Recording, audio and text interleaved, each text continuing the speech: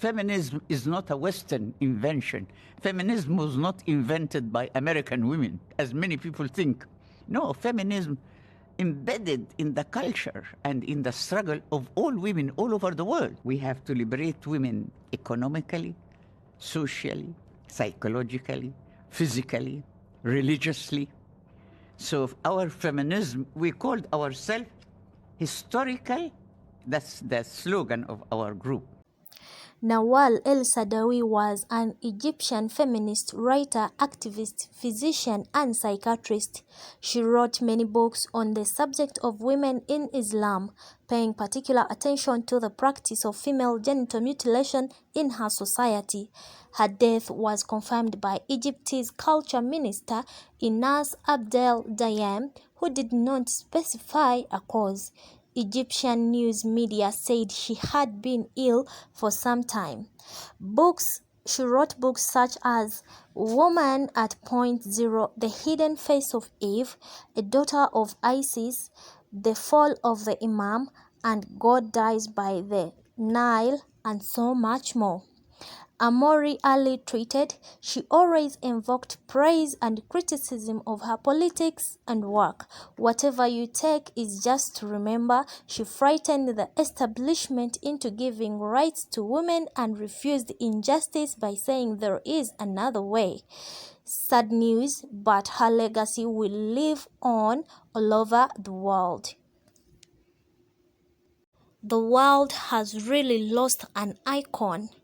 Nawal El Saadawi, rest in peace. So allow me leave you with this interview until the end of it.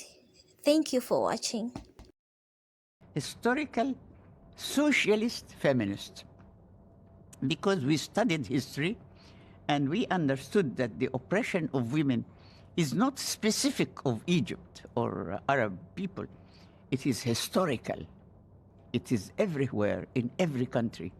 Women were rebelling in all religions, in India, in Egypt, under Hinduism, under Judaism, under Christianity or Islam. Women were fighting for their rights. And we call ourselves socialists because we are against class oppression. We are against capitalism because capitalism is linked to patriarchy. We are against patriarchy, not men. We are not against men.